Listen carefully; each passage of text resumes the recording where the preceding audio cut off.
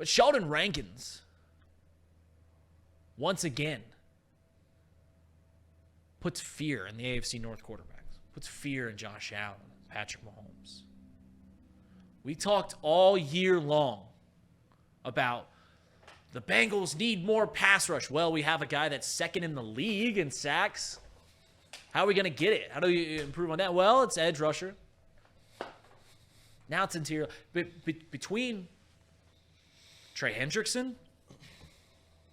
between Sheldon Rankins, between Myles Murphy, and the entire roster on that defensive front, this Cincinnati Bengals team has its best pass rushing threat in recent memory.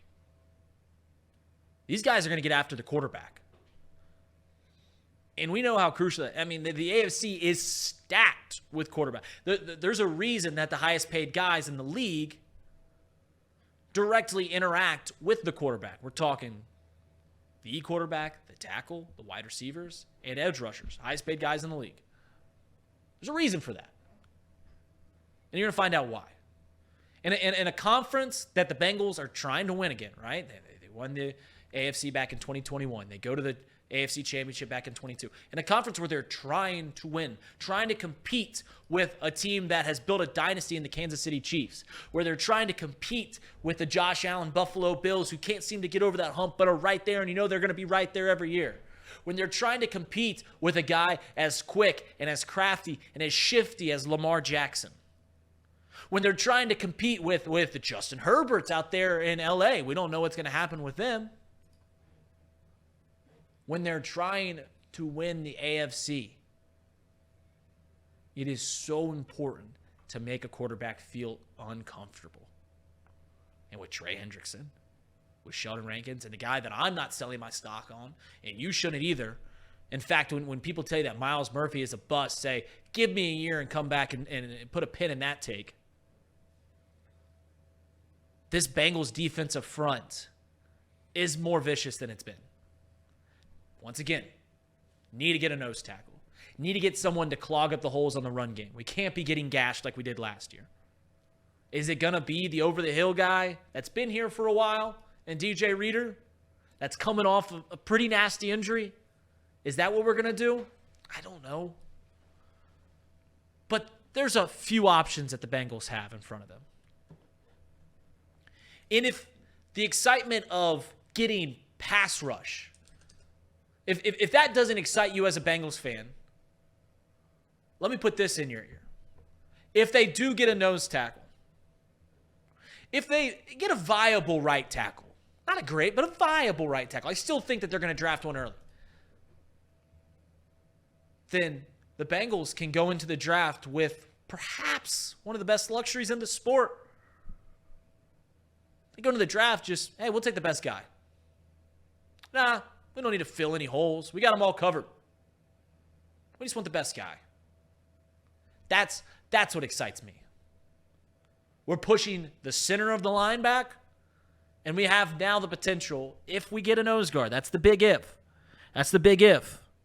If we get a nose guard, we have the opportunity to go into the draft and say, listen, we're just going to keep trying to get the best athletes. We're going to keep trying to get the best football players.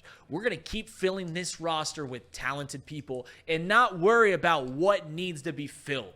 Because you know what? We've done it in free agency. We've got veterans there. We got guys that we trust. That's what excites me. Casey, when you think about this Sheldon Rankins deal, just give me your overall opinions. So the Sheldon Rankins deal, I think it's a good move. I just hope that this doesn't mean that Reader is completely out. I want there to be some chance that we can still get him. I still think there's other options besides Reader, but what made that 2021 team so good, right? I was just looking at the numbers today. BJ Hill and Larry Ogunjobi both had 8 sacks. They both had 40 pressures together. So that alone, if you were to put that one position, the 3-tech spot, that one position alone had over 80 pressures and 16 sacks. The win rate was, if you combine both of them, around that 9% area. That's pretty damn good. You look at what Sheldon Rankins did this year. He had 40 pressures, 6 sacks, and he had a win percentage of 14.6, which is also very, very good. Very, very good for a 3-tech. It was 11th in the league this year, right behind guys like Justin Madubuike. Not the same amount of pressures, but similar win percentages, which is good, right? My issue, though, is DJ Reader is part of the reason why they were able to have that sort of production. They were the reason why they were able to have one-on-ones with guys on the inside, because DJ Reader was plugging up a lot of the holes. You look at like 2022 Bengals and DJ Reader. I mean, he did a lot of good stuff in terms of pressure. Like, he filled in that extra pass rushing role. I mean, it wasn't completely filled. There was a void there, but there was an effort made by him to be a better pass rusher, and he ended up having a really good season last year despite only playing 13 games. There was a point in the season where he was, I believe, leading the league, at least in the defensive interior position, in terms of win percentage, pressures, and things of that nature before he got hurt. This year, I mean, he had a 12.9 win percent, which is really good. And I worry about the tread on the tires for BJ Hill as well. He's getting older. I think that he was very lucky. Not lucky. Lucky's not the right word, but he was very fortunate to have a guy beside him like DJ Reader to be able to get those one-on-ones, like I said. I think it's important that we still get a guy, that we still go out and get a guy. And many people point to T.R. Tart. And T.R. Tart did not have a good season last year. But if you look at the most recent season where he actually played, where he had significant snaps, he was very, very good. 11.1% win rate. Only had 26 pressures, but he was a nose tackle, right? He was what DJ Reader is. Not as good as a run stopper. But, again, you're in a pass-happy league. You don't necessarily need to have the best nose tackle to win football games. You just need good pressure, right? And if you have that rotation of Rankins, BJ Hill, and you try to fill in with T.R. Tart, I think you have something there. I think you're in a good spot. You really need Myles Murphy to show up. You need Sam Hubbard to stay healthy. And I think, and Trey Hendrickson, of course, too. I think you have enough there to say that you've improved on the defensive line. That's undeniable. Even in losing DJ Reader, if you get, a viable, T.R. Tart's the name that gets thrown around. If you get a nose tackle that isn't a project, right? That isn't a draft pick. That's a known commodity. I think it's undeniable that the Bengals have their best defensive front in this, 3-4 year spurt since the Bengals made the Super Bowl. The only thing that comes close is 2021 with Ogunjobi and Reader and Sam Hubbard and their line. Myles Murphy, I think we saw enough at the end, but they have the opportunity to really get after some dudes. They have the opportunity to put some fear. I am cautious as I pump up, I take my megaphone and say, Duke Tobin's doing a great job. The Cincinnati Bengals are back, baby. Super Bowl bound. Go buy your ticket today. You'll cash it next February. As I do all of that, I am cautious that we are getting in a trend. And maybe it's not a bad trend, right?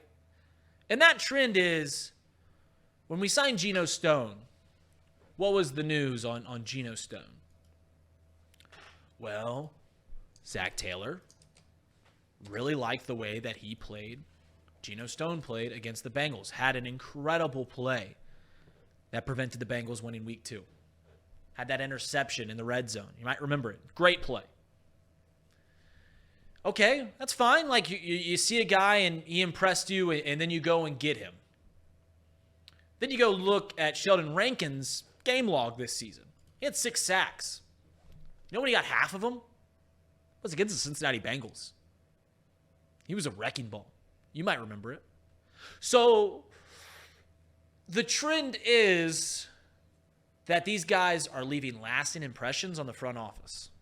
The trend is that these guys play maybe their best game against the Cincinnati Bengals, and the Bengals go out and say, hey, I remember how well these guys played. Let's go get them. And that doesn't have to be dangerous,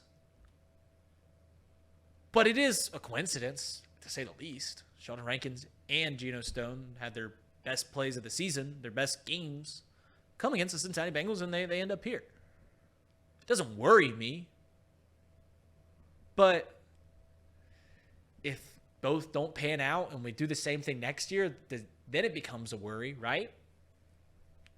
And I'm not going to deep too, because this is a thought that just came in the last 5 minutes as I'm looking through the game logs of Sheldon Rankins, and I remember the game log of Geno Stone. That I don't want to keep going down that road, right? I don't want to just get a guy because they owned us. Might mean nothing. Might mean something. But as I've said, this move for Sheldon Rankins, if they're able to get a nose tackle, it's so important because we got gash on the line. But also, we've improved in the safety position. We'll get to that. You got to think that the linebackers aren't going to take a step back, but you still need to have the nose tackle that can clog up some holes. Casey?